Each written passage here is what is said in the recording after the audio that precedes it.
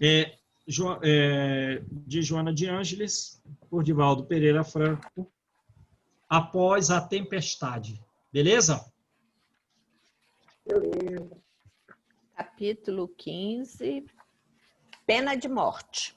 Pena de morte, Isso.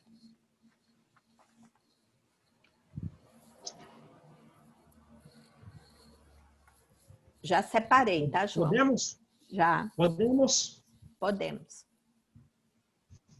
Todo mundo aí abriu o livro, capítulo 15? Então vamos Sim. lá. Capítulo 15, pena de morte. Em razão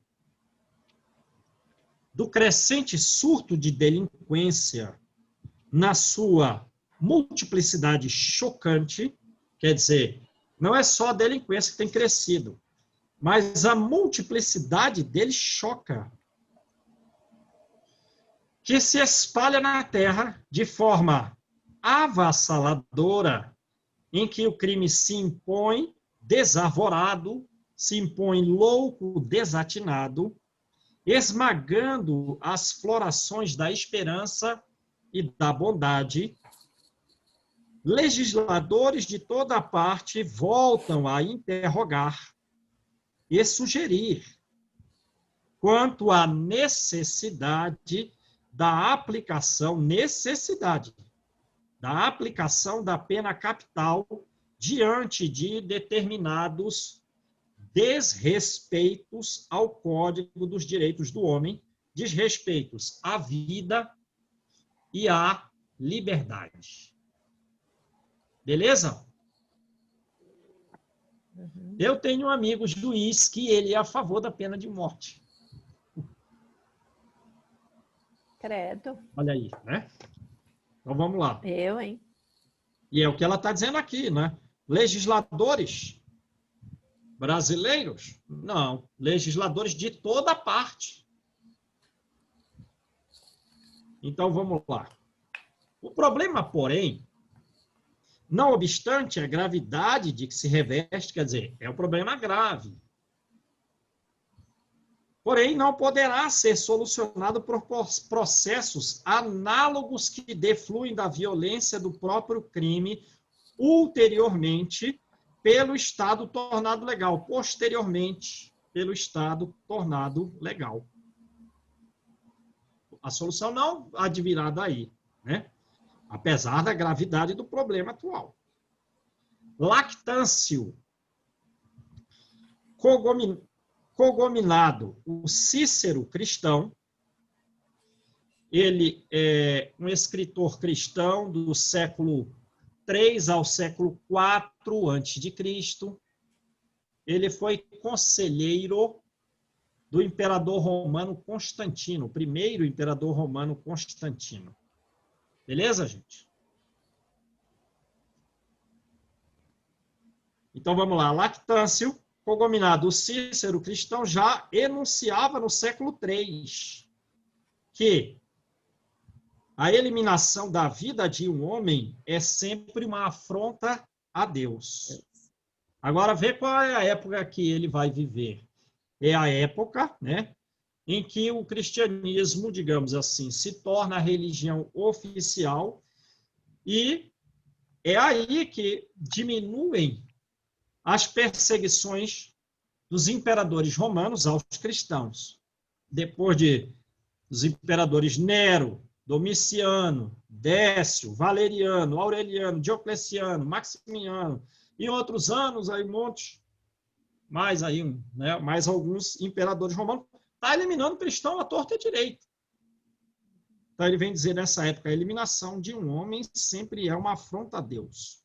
E ele se torna o conselheiro do primeiro imperador romano cristão, Constantino. A vida é patrimônio por demais precioso para ser ceifada por quem quer que seja. A ninguém, individual ou representativamente pelo Estado, cabe o direito de eliminar o homem, mesmo quando o homem delinquiu de forma mais grotesca ou vil. Ninguém, nem o Estado, nem alguém representando o Estado tem o direito de eliminar alguém. Se o Estado o fizer, torna-se igual ao delinquente que roubou à vítima sua vida.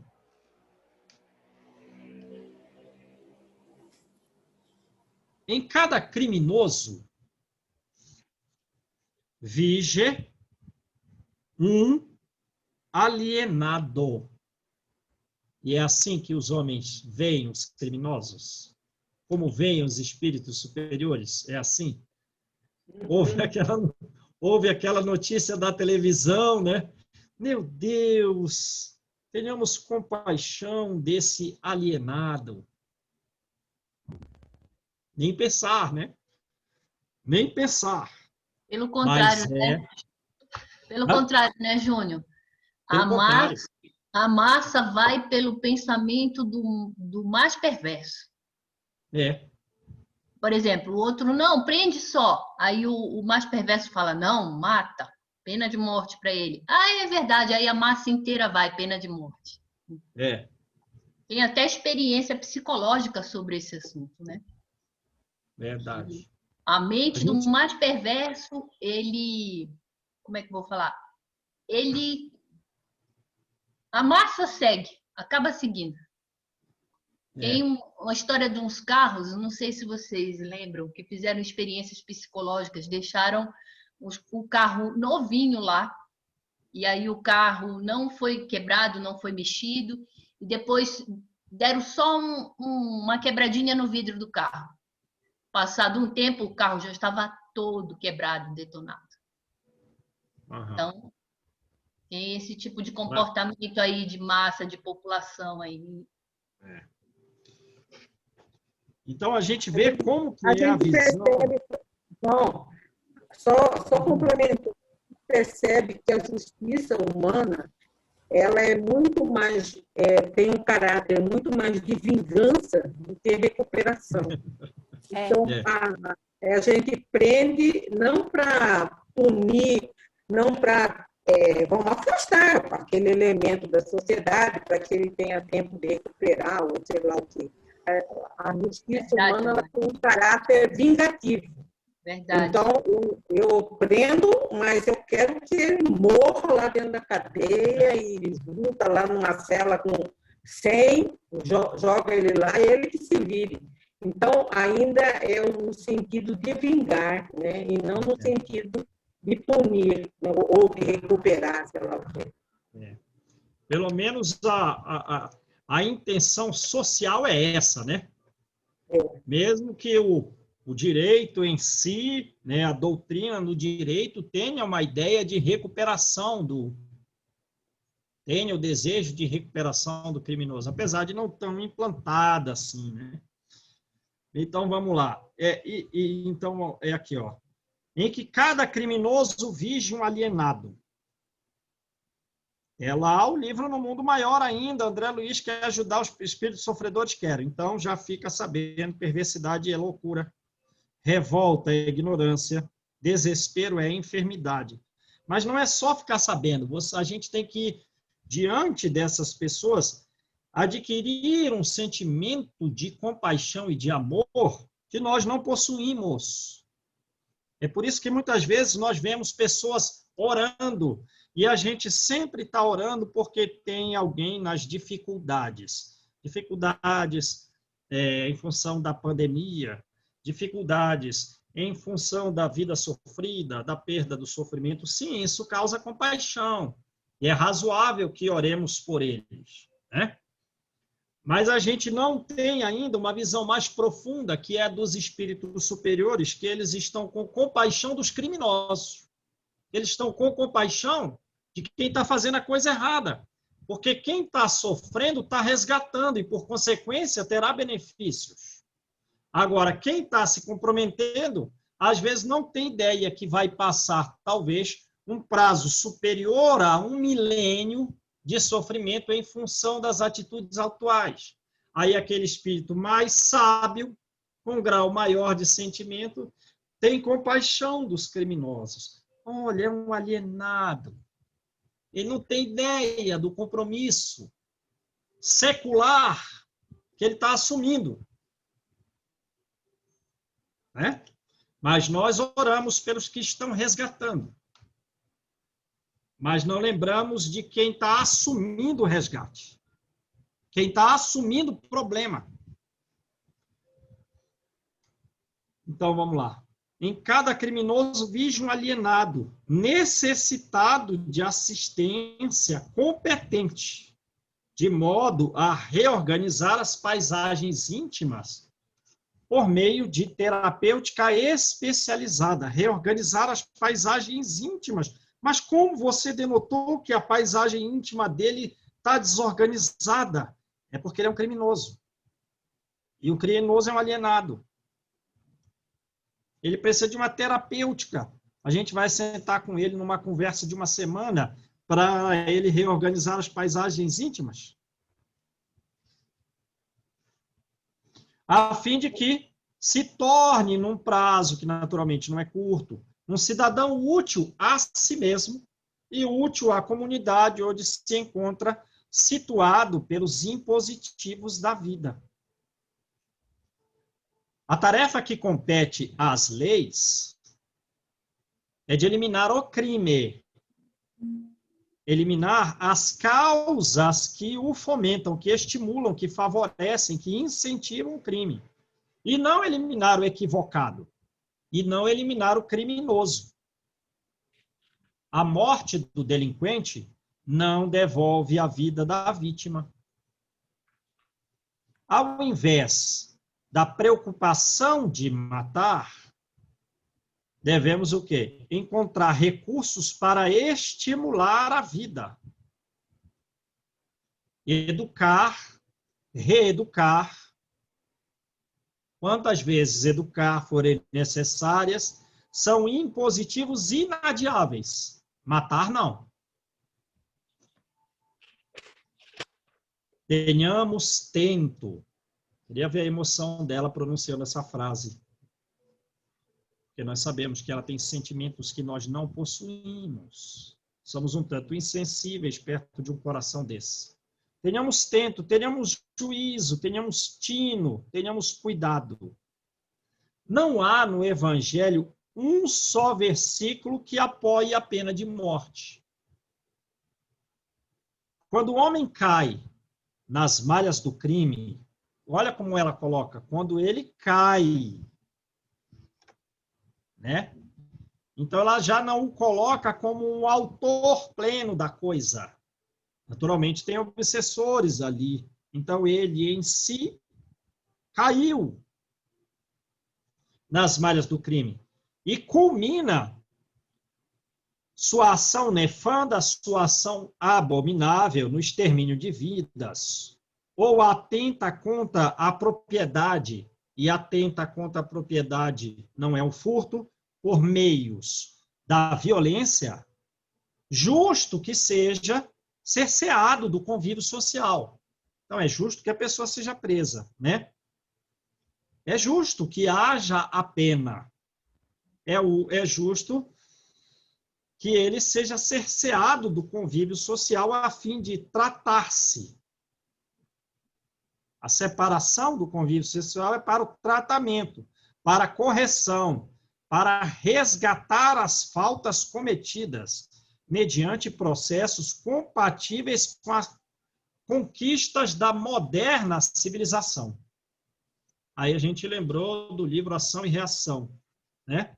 Emmanuel cita um jurista, o pessoal da área de direito aí, a Margarete, a Malu, né? Emmanuel cita o jurista alemão acho que eu vou pronunciar errado, von Litz, eminente criminalista moderno. Ele diz que o Estado não prescinde da pena. Quer dizer, o Estado tem que aplicar uma pena para sustentar a própria ordem jurídica e para a conservação do próprio Estado. A pena é justificada. Com essa conclusão, diz Emmanuel, Emmanuel, apagam-se quase que totalmente as antigas controvérsias das teorias do direito penal, uma vez que a tendência de punir no homem ela é congenial ao homem atual, ao homem comum, em face da necessidade de manter, tanto quanto possível, a ordem no plano coletivo. Beleza? Então, é razoável a punição, tanto por Emmanuel, quanto por juristas eminentes na Terra, quanto por Joana? Sim. Sim. Agora, não pode ter a pena de morte. Certo? E a pena, como diz Joana, para tratamento, correção, resgate das faltas. Processos compatíveis. Não parece ser o caso dos nossos presídios. De forma alguma, a pena de morte faz diminuir a incidência da criminalidade. Ao contrário, a pena de morte torna a criminalidade mais violenta, mais selvagem, fazendo que o tresloucado agressor, que sabe o destino que lhe está reservado, mais assuladas, mais estimuladas, incitadas, tenha as paixões destruidoras, arrojando-se irremissivelmente, de forma imperdoável, de forma infalível, nos dédalos, nos labirintos das alucinações dissolventes. A pena de morte é para diminuir a criminalidade. Não vai. Não vai. A pessoa sabendo que vai morrer, sendo ela, né, já vinculada por paixões destruidoras, ele fica mais alucinado ainda. Compete ao Estado deixar sempre acessível a porta para o ensejo da reparação, a porta para a oportunidade de reparação ao sicário, ao assassino, ao criminoso impiedoso ou ao flagelo humano. A pessoa se tornou um flagelo humano, um tormento humano, que se converteu em vândalo, né? Em selvagem, desavisado. Aí é um serial killer, o cara é um flagelo humano, um vândalo, destruidor, desavisado. Se o Estado ceifa a vida de um cidadão, não tem o direito de exigir que os outros a respeitem. A morte não destrói a vida. Libertando-se o criminoso do domicílio carnal, intoxicado ele pelo ódio dos instantes finais, vincula-se psiquicamente àquele que lhe infligiram tal punição, mantendo comunhão mental de rebeldia por meio da qual mais torpes e sombrias ficam as paisagens humanas. Beleza? Lembra no livro No Mundo Maior que o Pedro matou o Camilo? Aí o Camilo obsediou por um prazo tão longo, lá uns 20 anos, que o Pedro foi parar num hospital de psiquiatria. Mas o Camilo também estava com um raciocínio muito semelhante ao de Pedro, e ele também foi internado no hospital de psiquiatria. O obsessor e o obsidiado. Imantados, um ao outro, pela questão de ódio. E lembra do livro Libertação? O Saldanha odeia a Margarida, a quem ele é o chefe dos hipnotizadores, bota não sei quantos ovoides lá, desde a medula espinhal até o cérebro da Margarida. Ele odeia a Margarida? Não. Ele odeia o pai da Margarida, porque o pai da Margarida era um juiz. E esse juiz, Gabriel, levou à punição o seu filho, que não era o responsável pelo crime praticado na terra naquele momento. E então, na casa desse juiz, o obsessor Saldanha vai fazer desencarnar a filha dele e perturba o juiz constante.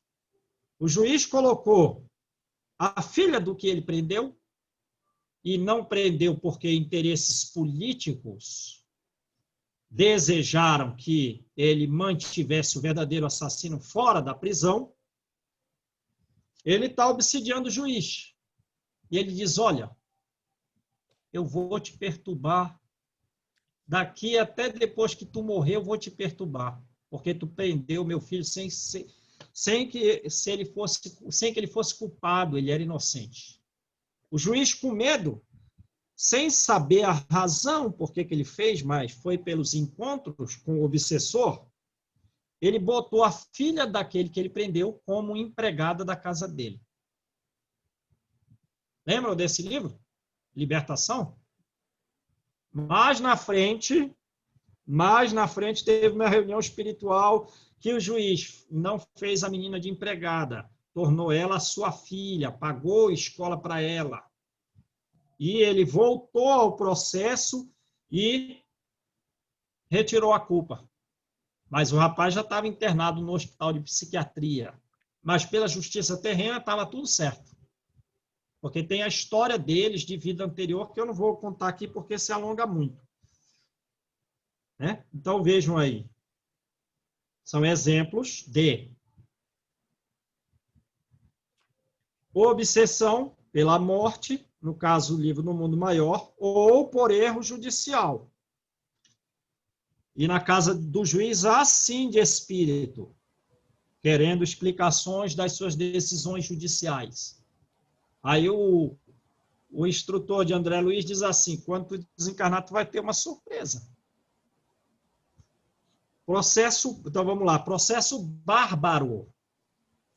A pena de morte é tratamento da impiedade e é tratamento do primitivismo, que aniquila a esperança por antecipação da fina esperança, marcando a data da punição destruidora, fora de qualquer possibilidade redentora que há de desaparecer da legislação terrena. Questão 760 do Livro dos Espíritos, né? Kardec pergunta aos espíritos se a pena de morte vai desaparecer da legislação humana. Sem dúvida vai. E a supressão da pena de morte que vai desaparecer da legislação humana vai assinalar um progresso para a humanidade. A gente precisa dar fim nisso aí, né? Atualmente tem 103 países do mundo que aboliram a pena de morte. 6 países, dentre eles o Brasil, mantêm a pena de morte em caso de guerra. Se a pessoa fugir do combate e tal, no Brasil e alguns outros, mais 5 outros países, ela pode ser morta, tem pena de morte pelo Estado, né? Em outros países, 50 países, ela foi abolida a pena de morte, mas a legislação ainda permite, quer dizer, não houve uma alteração legislativa, mas é uma lei que caiu no desuso, inclui a Rússia, né? Agora, em 36 países, a pena de morte existe. Em alguns estados americanos, na Guatemala, maior parte do Caribe. Aí, o pessoal que quer viajar para o Caribe, cuidado, hein?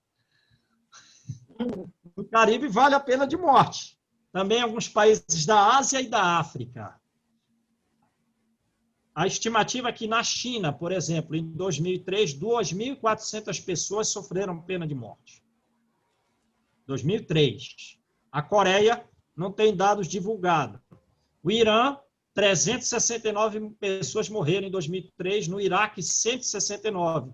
Arábia Saudita, 79 pessoas. E Estados Unidos, 2013, 39 pessoas. No Brasil, a última execução, a legislação faz uma separação, e é justa que faça essa separação em função da própria evolução do homem. Mas o último escravo, ele sofreu pena de morte em 1876. E um homem livre morreu em Goiás pela última vez por pena de morte em 1861, antes do fim da escravidão. Mas a partir de 76, mesmo que os tribunais decidissem a favor da pena de morte de diversos brasileiros livres ou soltos, Dom Pedro substituía todas as penas de morte por outras penas, tanto para homens livres quanto para escravos. Foi uma beleza, né? Essa atitude de Dom Pedro, né? Acima dos tribunais, ele sempre substituía todas as penas de morte a partir de 1876. Gente, eu não vou narrar aqui para vocês uma coisa que eu próprio me afligi quando eu estava estudando, quando eu fui pesquisar. Meu Deus do céu. As formas de pena de morte, eu não vou divulgar aqui. Vocês não vão... Vocês vão ficar como eu fiquei. Senti uma certa aflição, era coisa horrenda. Mas só para vocês terem uma ideia, tinha às vezes pena de morte, por exemplo, na Pérsia, que a pessoa levava 20 dias para morrer alimentada. Ou seja, não era uma coisa realmente... Comer a pena de morte era a finalização, mas, no entanto, passava pela tortura. Exato. Então, a gente vê... Eu pesquisei aqui, eu não sei quantos nomes eu anotei aqui, então eu vou chutar assim por cima para eu não ter que conferir agora. Sei lá, umas 30 espécies de pena de morte. Não vou narrar nenhuma para vocês, que eu me afligi, imagina vocês. Então, vamos lá. O criminoso, ele não fugirá à consciência. E nem à injunção. Quer dizer, a imposição, a obrigação reparadora pelas supremas leis da vida. Justo, portanto, facultar, permitir ao rebelde, ao teimoso, né, ensancha a oportunidade de recompor-se e reparar-se quanto possível os males perpetrados. É isso que não faz um homem, né? Ele não tem ideia do mundo interno do outro. Nesse sentido, a penologia, o tratamento das penalidades, né? O estudo aí a respeito da criminalidade, dispõe de salutares programas de redenção para os transgressores da ordem do direito, para os trânsfugas, para os desertores do dever e da responsabilidade. Nossos irmãos atormentados da senda evolutiva. Sim, né? A Margarete e a Malu estão em mais condições de falar do que eu, mas eu fiz alguma pesquisa aqui. Código Penal Brasileiro, artigo 14, alterado em 1984, quer dizer, ontem. A tentativa de crime não consumada, mesmo que ela não foi consumada por circunstância alheia da vontade do agente do crime, lá, o praticante, reduz a pena em 2/3. É uma lei de 84. Ela está falando de... A penologia dispõe de programas de redenção. Eu estou falando com meu filho, que foi formado em direito, há pouco ele disse, no direito penal, realmente, o direito penal, ele visa tentar voltar até a psicologia da vítima ao status quo, mas também ele, apesar de lançar uma punição ao criminoso, o Estado visa a ressocialização do preso, disse meu filho. Não é assim, vai. Não, o Estado está visando a ressocialização do preso. Né? O artigo 68 vai dizer, ele cometeu não sei quantas agravantes, só usa uma. Não, mas ele fez isso, fez aquilo, tantas agravantes, só usa uma. De quando é essa alteração do Código Penal? 84. Lei de 2016. Redução da pena de 1/3 a 2/3 se a pessoa é primária e se ela não integrar organização criminosa. E tem as progressões de regime, que vão de 1/6, quer dizer, a pessoa, regime de reclusão, eu não sei os termos bem técnicos, vai ficar preso, cadeião. Ele cumpriu 1/6 do crime, mas era um crime comum, foi praticado sem violência, ele é réu primário. Ele pode progredir para um outro, para o semiaberto. Agora, existem diversos percentuais gradativos, até para aquele que comete a reincidência, foi o crime hediondo, e houve morte na prática do crime, o percentual máximo chega lá a 70%. Quer dizer, você vai ter que cumprir no mínimo 70% da pena, 30% eu te libero. Mas é que você é reincidente, o crime é hediondo, houve morte, né? E para você tem um livramento condicional. O juiz determinou a pena, você vai ficar preso por menos de 2 anos. Parte desses 2 anos você pode ficar em liberdade. João, na Constituição, a penalização no Brasil não pode ultrapassar 30 anos. Mesmo Não quando pode você vê ultrapassar. 30 anos, ninguém fica 30 anos preso. Mesmo essas prisões do Lula, do Cabral, 270 anos de prisão, vai tendo depois, dependendo do comportamento dele, redução da pena. Então, é uma outra legislação processual sobre como o criminoso está na prisão. Então, no Brasil, tem esse limite. Não fica, não é uma prisão eterna. Nos Estados Unidos tem prisão até o final da sua vida. Perpétua, tem prisão perpétua. Aqui no Brasil não tem. Não tem. Tá? Legal, Margarete. Obrigado aí pela contribuição. Vejam aí, né? Então, a penologia tem programas, ela quer ressocializar o preso, não é assim. No máximo 30 anos, mesmo, né? Mas, como disse a Marli, o povo está meio atrás das ideias relativas da construção do direito penal, porque o povo quer realmente punir severamente, mas não é assim. Mas não é só a questão do povo também. Acho que os nossos dirigentes, porque até hoje, João, você vê aí nos presídios uma cela que seria para 8 pessoas, está com 50, tá?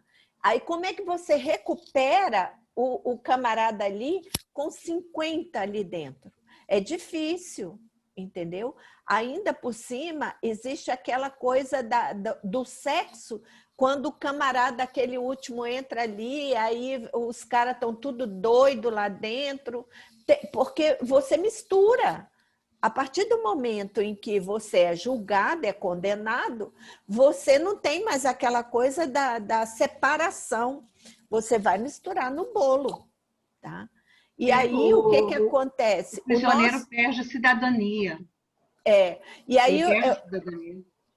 aí o que acontece? Os nossos dirigentes, tá, deveriam estar construindo presídios para ressocializar o criminoso, porque do jeito que está, você não traz ele de volta.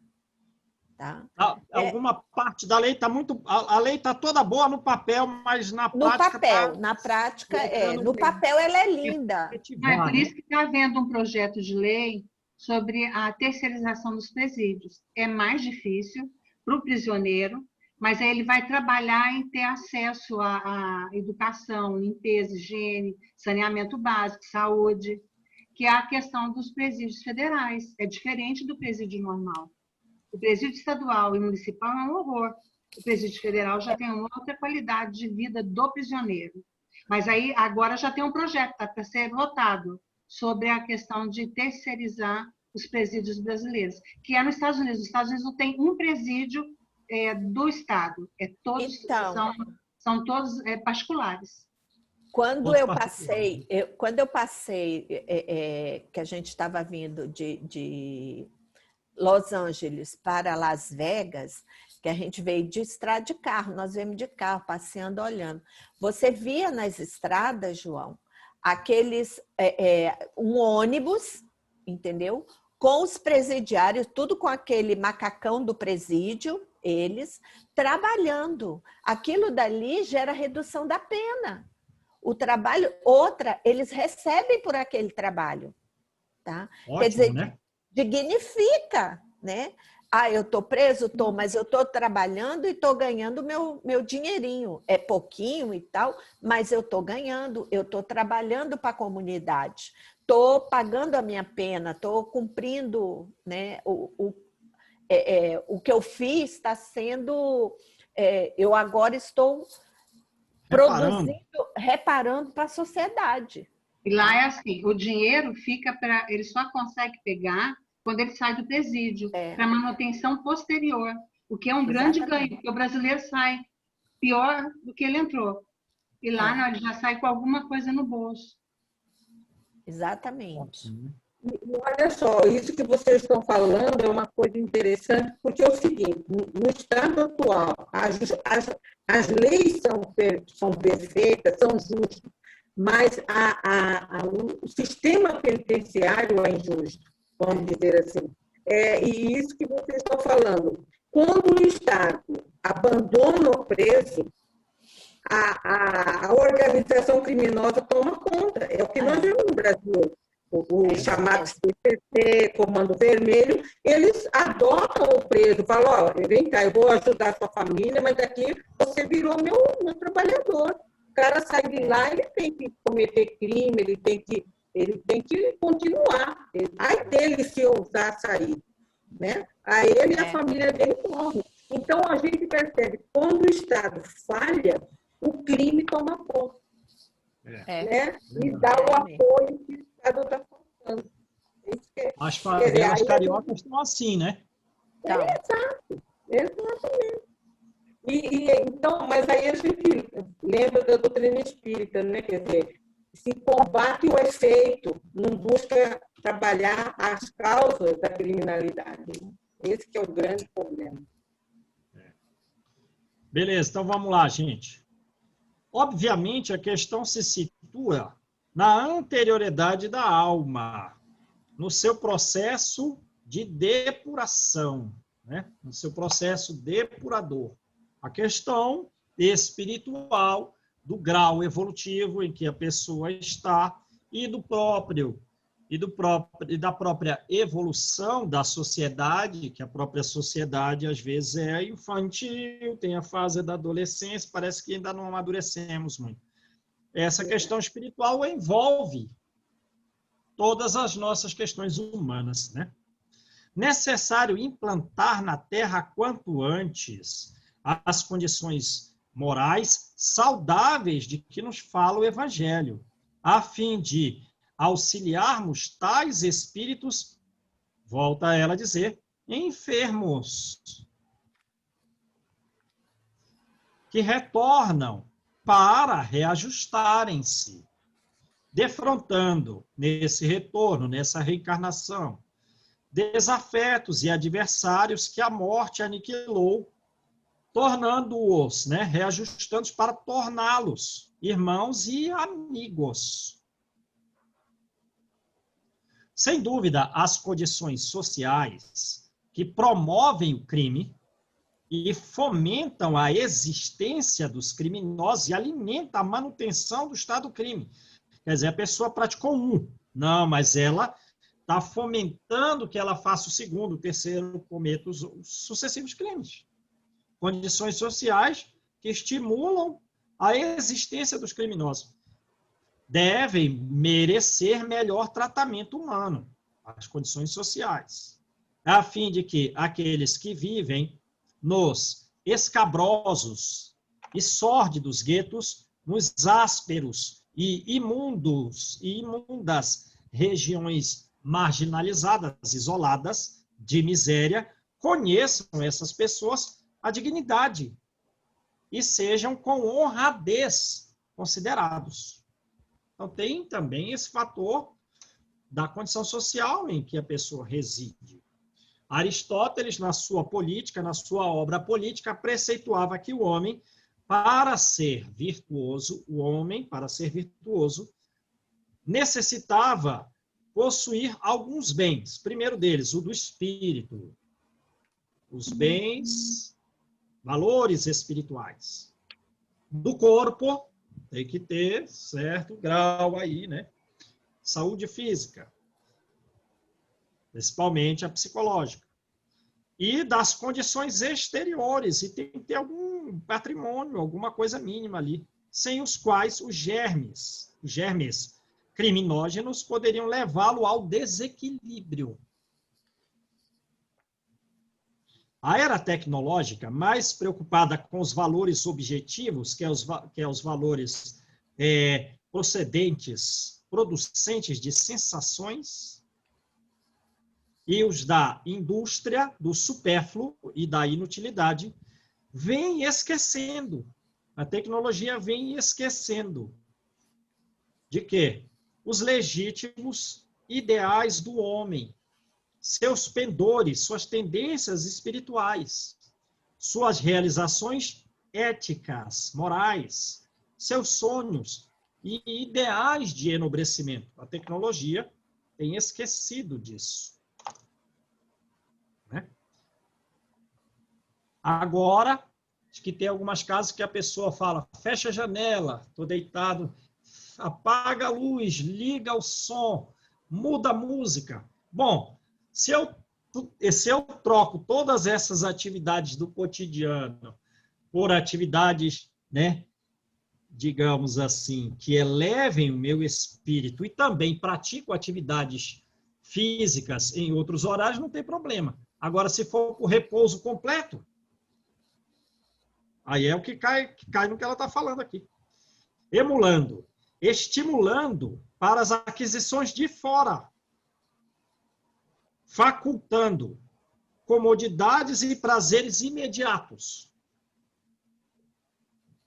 Dessa forma de tecnologia, essa era tecnológica em que se vive, né? Para aquisições de fora e de prazeres imediatos, olha o que ela diz, faz anular a felicidade no seu sentido profundo.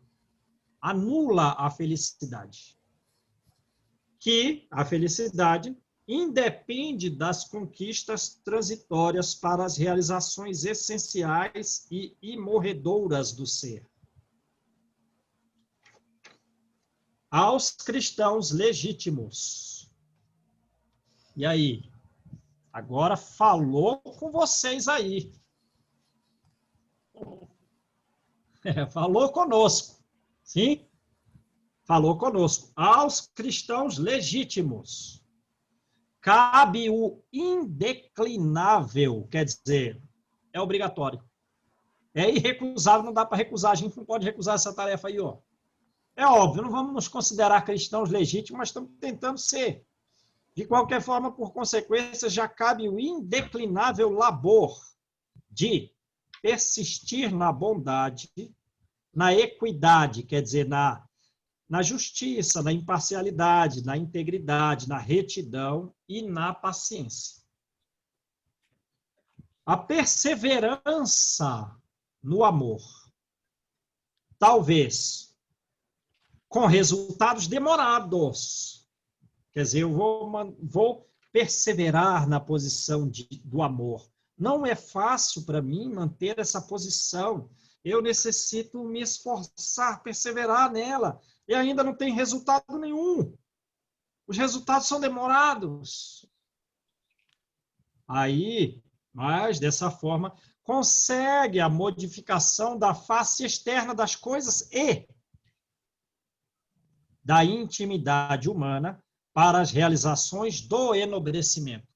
Quer dizer, vamos nos manter de forma perseverante, e daqui a 30 anos, 40 anos, aqueles que estão conosco e nós mesmos, nosso interior, as nossas guerras íntimas estarão apaziguadas. E também os próximos estarão melhores. A face externa mudou e a intimidade também mudou.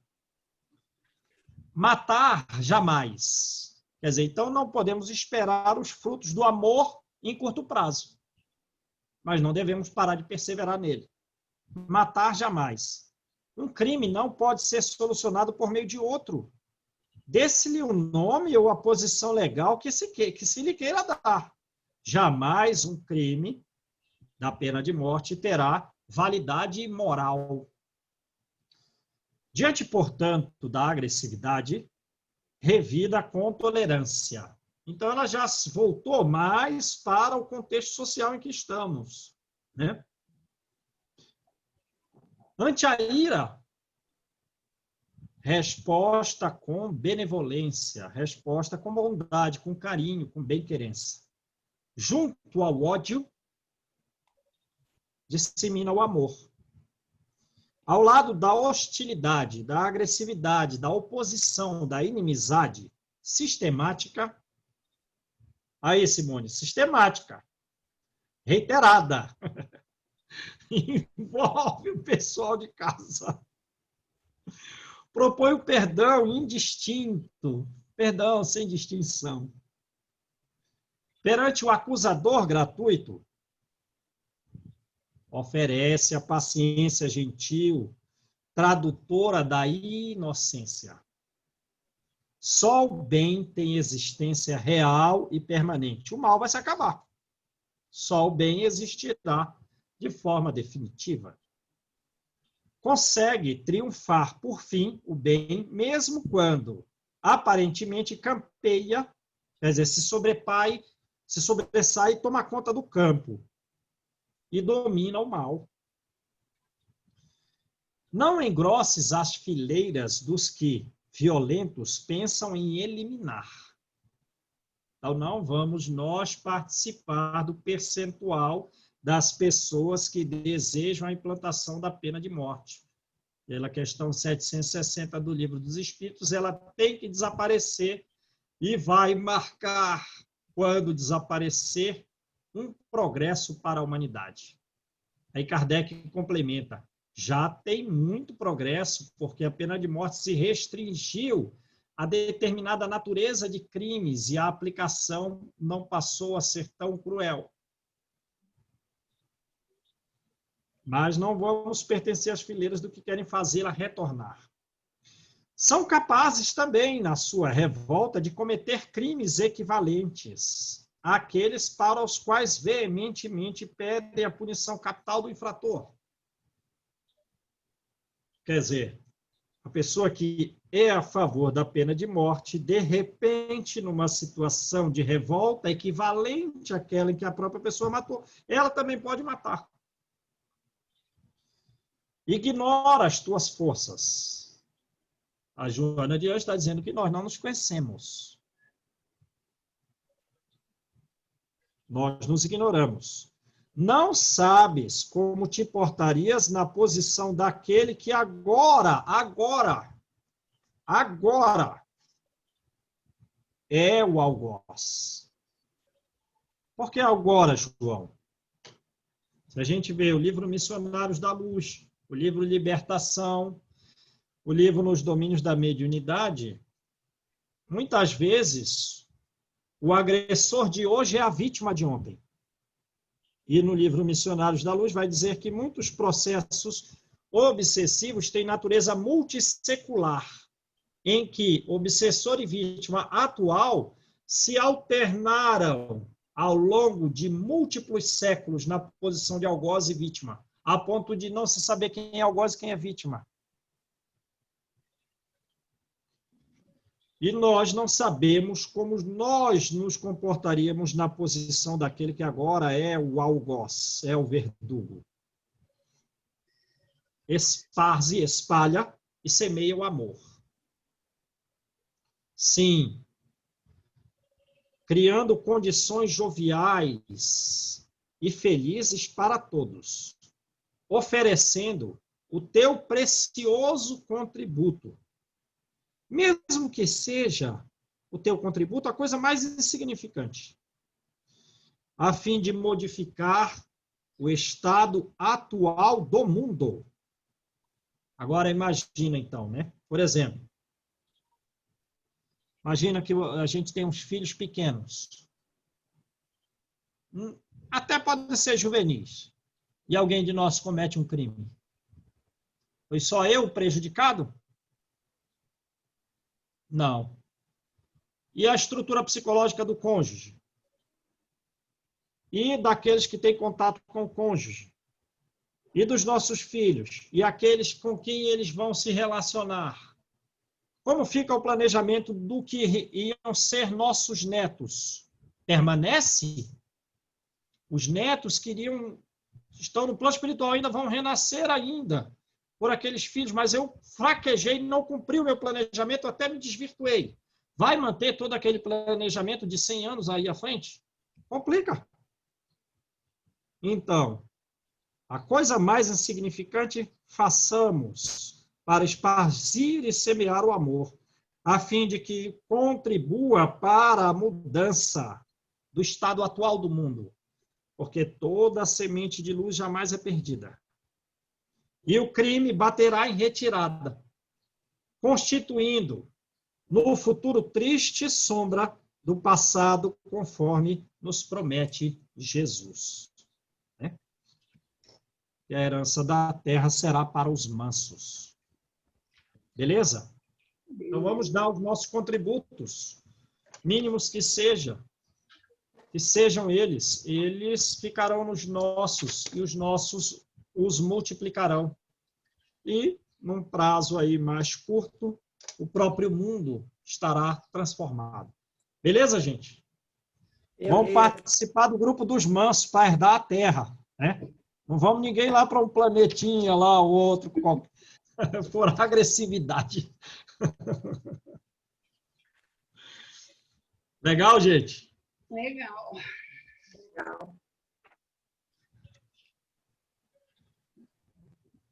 Então, vamos lá. Quem faz a oração para a gente aí, ou quem quer comentar alguma coisa? Eu tenho que consertar um pouco, aqui está meio torto isso. Coisa que eu ia falar, né, que eu acho que enquanto o homem quiser eliminar aquilo que o incomoda, né, quando o outro é um criminoso e a gente se revolta, às vezes, né, de ver um crime bárbaro, parece que a gente quer eliminar, né, não quer recuperar, não quer, né, não tem uma postura, assim, caridosa, né, e a gente quer eliminar, normalmente, isso aqui eu não quero, isso aqui a gente não quer estar perto, a gente não quer estar junto, a gente não quer, né, a atitude é assim, né, parece que somos assim, nossa natureza, a natureza, assim, ao longo do egoísmo que desenvolvemos, né, e porque na verdade a nossa natureza era para ser no amor, né, já era para, a natureza divina era outra, né, mas a gente construiu isso, né, ao longo da nossa história aí da humanidade, né, parece que é por aí, vamos destruir, vamos matar, vamos acabar, vamos eliminar, né. Por enquanto estamos assim, né? Né? É. Vamos mudando, agora cabe a nós, né, irmos mudando esses padrões dessa forma aí de ver, né, de sentir. Verdade. Vamos mudar. Lembrando, né, dos ensinos assim, aí, olha aquela, meu Deus, mas essa pessoa está fazendo isso, como diz a Simone, não prende essa pessoa. Aí lembra de Joana, né? Olha, que se eu estivesse na condição dela, tu ia fazer a mesma coisa. Não dá, A gente né? tem que ter empatia, né? Se colocar no lugar do outro, né? Empatia, né? Às vezes, assim, a gente não sabe de nós, né? Igual ela falou, tu te ignoras. Sabe lá Deus? Se alguém vai, por exemplo, agredir nossos filhos ou fazer alguma coisa, qual era a nossa posição? Né? Tem muita coisa aí, a gente não sabe de nós, a gente não está no teste que o outro está. Eu queria fazer um acréscimo aí nesse ponto. Tem uma certa diferença no seguinte ponto. Se ele vai agredir, eu posso fazer a defesa. Sim, sim. Né? Agora, se ele já agrediu... E aí? Aí fica o desejo, vamos, né? Vamos pegar esse... Aí não tem como, né? Aí não tem como. Aí não dá. E a gente quer mesmo, né? Fazer esse tipo de justiça, não é? Com as próprias mãos, né?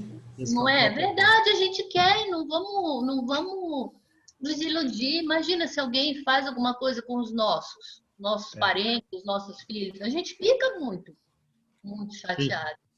Né? Então, assim, ainda faz parte da gente esse tipo de sentimento. Mas amanhã é outro dia. Por enquanto é natural, né? Quando a minha filha era pequena, João, eu cheguei a dizer para a coleguinha dela, né, que ameaçou a minha filha, eu cheguei com a menina, eu disse, se você bater nela, eu bato em você também. A menina me olhou com cada olho desse tamanho, com quem diz, meu Deus. A gente faz, olha, uma coisa que hoje eu fico pensando de, meu Deus, eu devo ter assustado a garota assim, de um jeito, deve ter deixado trauma nela. Ai. A gente vai melhorar, né? Eu É a espero. juventude, porque os pais jovens também não têm muita maturidade, né, Malu? É normal para o pai juvenil, criança pequena ali, né? É. A gente jovem, quantas vezes já não defendemos os nossos filhos, né? É normal, né? É natural. Eu acho assim, você na leitura anterior, Bartolomeu não estava delineado nele já o futuro. Ele tinha aceitado já o evangelho. É a mesma coisa. Hoje, quando passa na televisão, eu quase não vejo, mas quando acontece, calha de eu ver alguma reportagem onde há crime, eu já faço oração para a vítima e para o autor. Por quê? Porque aí para poder eu mesma aprender a agir e pensar dessa forma. Então, eu não faço comentário, essa questão da menina que abortou, dos religiosos que foram atrás da avó, da menina. Por quê? Julgar é muito fácil. É aquele negócio, eu estaria na minha posição, eu faria a mesma coisa ou não? Eu não tenho que ser benevolente? Ela não fala aquela perseverança, paciência, benevolência e a estrutura de amor dentro do ser?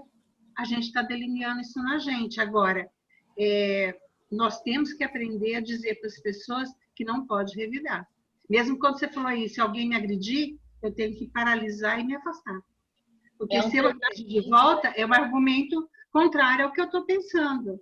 Então, eu tenho que aprender. Diga. É um treinamento, né? É um treinamento. É um treinamento. A tendência é que você reaja, né? É um processo. Tem no livro dos Espíritos. Se alguém, por exemplo, quer matar o meu filho e somente eu posso agredi-lo a ponto de tirar a vida da outra pessoa em legítima defesa, é justo que eu faça. Não, está no livro dos Espíritos, o soldado na defesa na guerra. Ele pode atirar? Ele pode atirar. Agora, realmente, ofensas de palavras a gente efetivamente tem que retirar. Agora, também, como diz o Evangelho, o correto não vamos seguir ao pé da letra o que ensina Jesus. Vamos distender o pescoço? Não, Jesus está dando uma imagem muito simbólica, muito forte. Porque se a gente não vai repreender o mal domina o mundo e a gente não progride, né? E outra, se a gente for pensar só em afastamento, a gente começa a ter medo. Aí a criação do medo dentro de si também é uma marca profunda de revolta posterior. Porque o medo, ele alicerça a revolta posterior depois. Então, não dá para poder a pessoa se amedrontar em determinada situação e depois revidar através da rede social, de fotografia, de jornal, entendeu? Tem várias formas da gente ser maus. Nós somos... A vingança posterior não faz sentido. Não tem razão de ser. Evitar o mal até... O esforço tem que ser imediato. Aquilo que você falou, chama na justiça, chama de esforço. Então, é assim, uma ação que resulta numa reação necessária e eficaz para aquele momento. Então, alguém vai agredir seu filho e você impõe seu corpo e joga o outro para trás, você não agrediu, você defendeu aquele que ia ser agredido. Então, chama de esforço inicial. A gente tem que analisar isso, inclusive, dentro de casa. Quando você está com tanta raiva que você levanta a mão. Então, será que nós estamos tentando fazer que realmente dentro da gente ocorra esse delinear do Evangelho de Jesus? Porque é muito fácil ler a leitura, fazer as análises, mas é dentro de nós. A ardência do fragor das batalhas são dentro da gente, dentro da nossa inteligência. Porque tem que ser, a sua inteligência tem que ter objetividade. Enquanto você faz com que as coisas aconteçam de acordo com o que realmente é verdadeiro dentro do Evangelho, porque as verdades são convenientes de cada um. Então, a gente tem que aprender a fazer essa transposição. O que realmente, nesse momento, eu devo fazer? É aquele negócio de segurar a água dentro da boca, contar até 10, porque a pequena violência, que é a violência doméstica dos pais com os filhos, ela começa assim, e ela vai alterando. A forma dela atuar nas pessoas, ela vai alterando, porque o estresse todo mundo tem. Desculpa, estou muito estressado. Não, mesmo a criança está estressada nessa ocasião, principalmente dessa pandemia. Mas é interessante, eu li isso aqui anteontem, e a gente vê assim, como precisamos entender a nós mesmos para poder realmente nos defender da maldade que já está em nós, nos nossos instintos.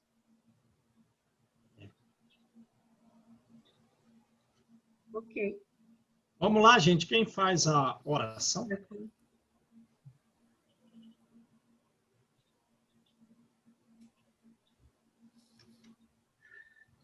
Posição de agradecimento, no sentido de envolver pela espiritualidade amiga que nos assiste, nos auxilia em nossos estudos, possamos carregar em nós esses entendimentos maiores que foram trazidos hoje por Amélia e por Joana, a preencher nossa mente, o nosso coração com valores melhores, com melhores intenções, e com a vontade, principalmente, de alterar os nossos padrões de comportamento, conseguindo lembrar dessas lições a cada ato de nossas vidas, diariamente em nossa rotina, dentro de nossa família, por vezes no trabalho também, ou no convívio com os amigos.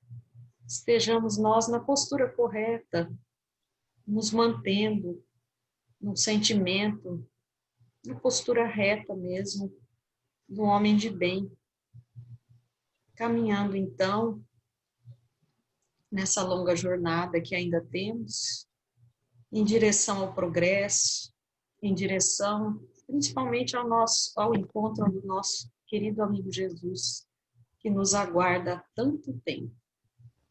Estejamos, Deus Pai de bondade, prontos a caminhar cada vez mais, a passos mais ligeiros, nos direcionando melhor e cultivando em nós a paz e esse amor tão necessário nesses momentos em que vivemos atualmente. Que Jesus abençoe a todos os amigos, aqueles que tiveram que sair antes do nosso estudo ou não puderam participar. Que recebam as vossas luzes em vossos lares, que todas as bênçãos de equilíbrio em vossas mentes. Jesus abençoe a todos, e que assim seja. Assim seja. Obrigada, gente. Obrigada, João, pela aula. Obrigada, Eu que João. agradeço. Um abraço, Tchau, fiquem muito com Deus. obrigada. Boa tarde. Valeu, gente. Tchau, Beijo. gente. Até a Tchau. próxima. Até a próxima. Não sei como é que eu saio daqui agora. Eu estou pensando a mesma coisa, Simone. Oh, achei aqui, eu cliquei aqui ó, na tela, agora achei. Acho que tem um live embaixo do lado direito. Ah, tá. Obrigada.